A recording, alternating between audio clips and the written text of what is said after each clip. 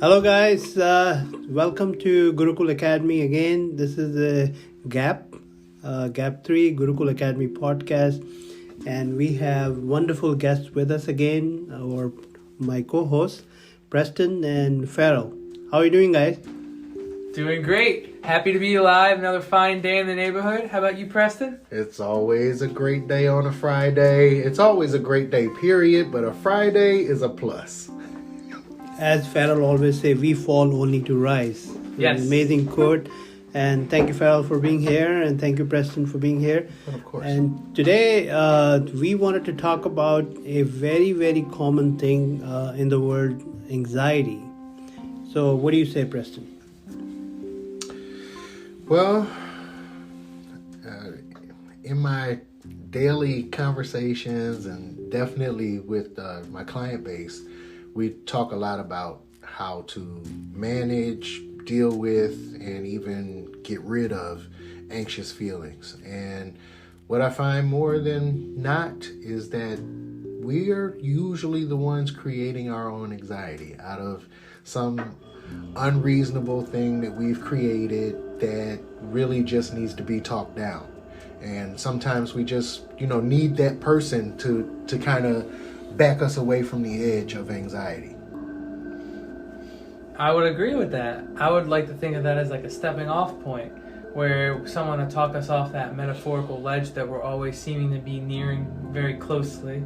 And I feel that it's very important to have our emotions and our feelings in check, because when it comes to anxiety, as you mentioned, it's all self-inflicted. Mm-hmm. And a good quote that a colleague of mine that I was talking on the phone today with, he said that comparing yourself to others or anxious feelings is a violent poison to oneself. And so it's all in our head, and that goes back to something we said on the previous podcast, where until you own up to yourself and face yourself, you can't face anybody else, and you can't own anything. So I believe that's the first step in all of this, is self-talk, recognizing in yourself these are thoughts that are not good, and really dig down deep to what you need to work on, because it's not necessarily the circumstances, it is how you feel and how you make them out to be, because again, life is 10% what happens and 90% how we react to it. True.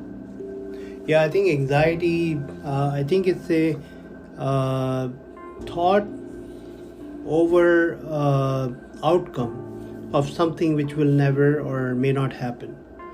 So we are always thinking about unpredictability and what could be the outcome of that unpredictability, and we are always thinking and creating anxiety from that. And many of the time, and just like we did discuss fear last time, I think anxiety is sometimes is, I would say, it's kind of useless phenomena, because those things that you're anxious about may not happen at all. Right. What do you think? I know someone who shared with me that they believe that anxiety is adult pouting. That we've become so sensitized to anxiety that people now produce anxious behavior to get sympathy from people. To elicit a reaction. Mm-hmm, Yeah. mm-hmm, mm-hmm. I think it depends. Has it become a tool?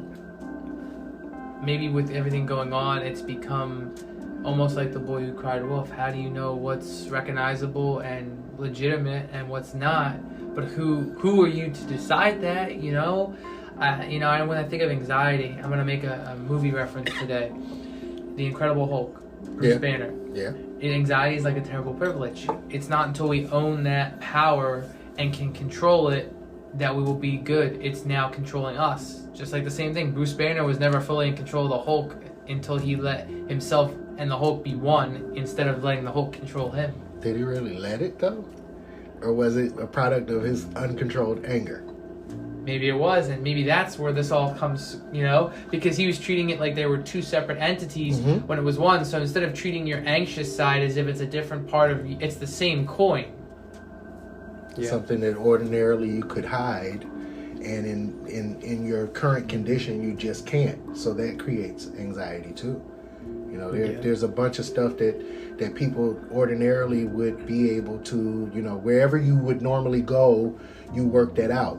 But because now you work from home, you sleep at home, you eat at home, everything is happening at home. You can't hide anymore. There's no place for you to go. Everybody in your home is really going to see you now. Yeah. Another thing is, our mind is like over stimulated with so much information, more than what we can handle, and that is a very big cause of anxiety because we just cannot handle it, and each thing will cause stress. Along with that, depression is also, anxiety is also a sign of depression. They Yes. go hand in hand. So sometimes, we have to recognize these things too. If somebody is depressed, or what could be the cause or stress that they might be going through. So I think the social support system is very important. And as far as eliciting a sympathetic response, I think that could be just a learned behavior. How you do something and that other person responds, and then you see, oh yeah, that person is responding that way, so let's do it again. Right. So you have to see if it's a learned behavior or somebody is really needing something. That's interesting. I actually did not put that together, that it could just all be an act. It may not really be anxiety. You're just mirroring some, I hate to call it pitiful, but I mean, I'm not saying pitiful from the holder's point of view, but more so that I'm soliciting pity, right? Exactly. And this is the face I need to put on so that you feel sorry for me. I didn't think about it. But maybe, and it's not everybody, but maybe some people don't even want to be anxious or depressed because they're looking for that. They could just be, they can't help it. It could be something that they need help controlling. This is true. Now, but Look at it like this. So it's not necessarily, I know personally from experiencing this, sometimes it's not necessarily the actual events that we're anxious about or situations going on or depressed about. It's the anxiety itself surrounding it. So maybe the actual situations or circumstances we're dealing with, maybe they're not as bad as our mind is making them out to be. And especially if we're working on fixing them and doing things to fix them, it's the actual anxiety surrounding them where our brain is trying to say, okay, this person just solved this, let's give something else. It's just always having an excuse to use anxiety where it's not the person necessarily, maybe it's the cognitive brain saying, okay, well, there's always, anxiety has to still exist in the mind, so give something else to worry about. isn't that something else though? Like that person who's constantly looking for the worst case scenario? Like, I get that and I know people like that, but I don't know if I want to brand that anxiety, because I think that you're literally swinging from vine to vine. Like when this becomes okay, you're literally looking for the next disaster. But how do you know though if that's happening on purpose or if you are doing that? Because it could just be that this person in the last few years have had a few things that they were anxious about, and it wasn't that they were swinging from vine to vine, it just so happened. Let's cook it all the way down though. Aren't Okay. those really the same thing? Like whether you're doing it consciously or not, at its core, it's really the same thing, right? It depends though, because We have to just remove the blame, right? I'm not blaming your condition on you, Yeah. but I mean, it's the same thing like gas in the car, right? If there's no gas in the car, it doesn't matter how many times you crank it. Like you're feeding that thing inside of you something for it to keep going. Yeah. If there's no gas in there, if somebody says, hey, let's empty the tank, let's take all of that stuff out because you're no different than anybody else, right? We're all going through an individual something, and what you really need to know is you're not by yourself, right? I'm here with you. There's other people that are going through things that are equally as bad, maybe worse, maybe not as bad. I don't know everybody's situation, not trying to make anybody small or anything lighter, but I mean, everybody has something to deal with. It's just some people are always looking for the darkness in the corner in their situation instead of, okay, where's the light? I know plenty of people that are always in bad situations, but they're always smiling. Why? Because they're looking for light, right?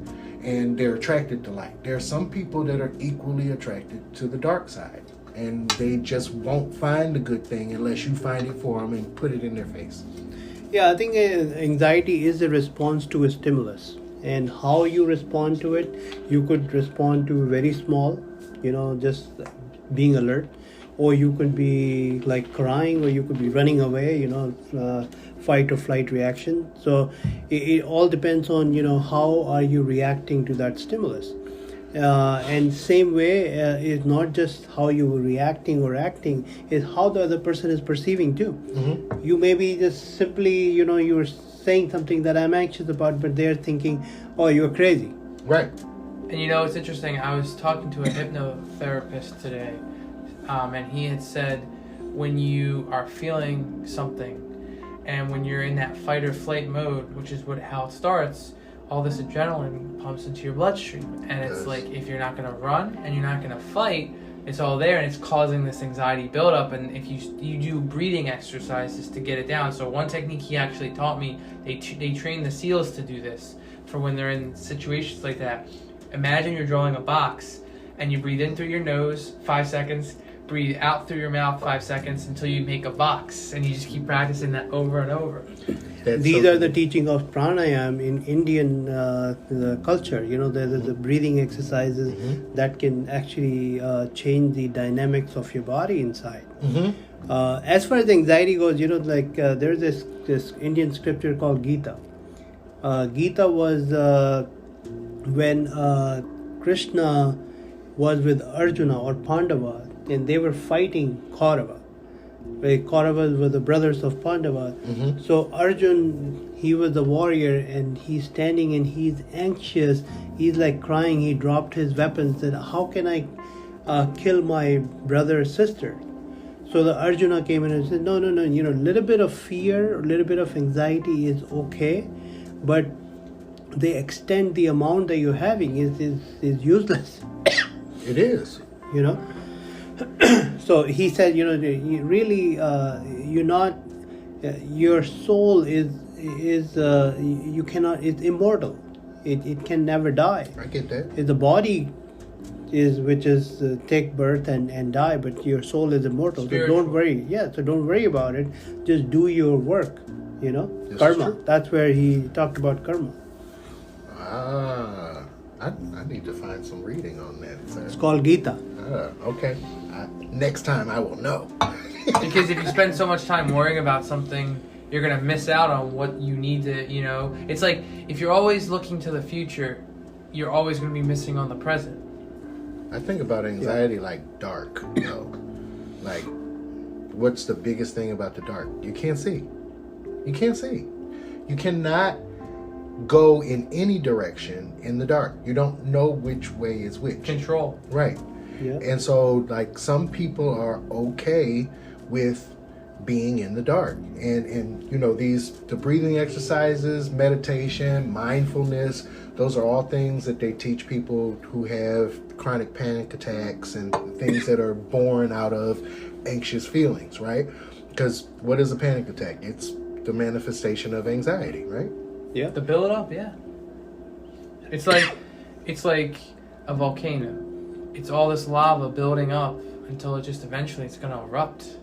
Absolutely. And the thing is to learn where to put this stuff.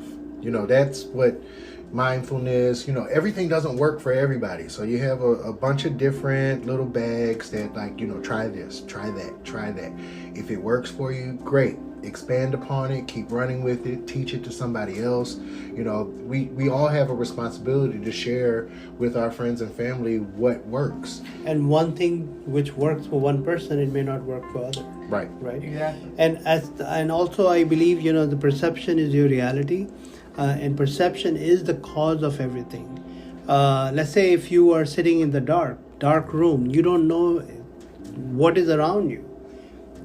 You will be anxious like hell, But as soon as someone comes, turn the light on, you say, "Oh my God, I don't know why I was actually anxious and worried about." Yeah. Right. You have to. It's also about, you guys just said it, owning your anxiety and channeling it into something positive. Like another great example, someone to look up to.